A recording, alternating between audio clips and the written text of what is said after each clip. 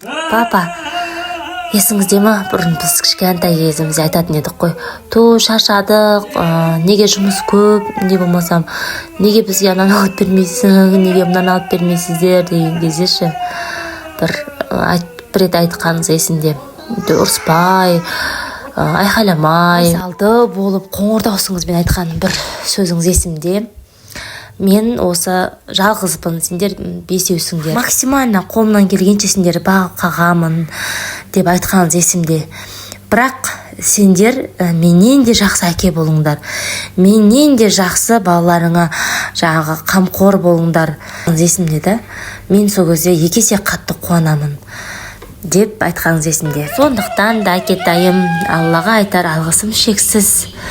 Әйтеуір біз далада қалмай, қамқорлықтарыңызды сезініп, бар махаббаттарыңызды біздерге беріп, сіздерге рахмет.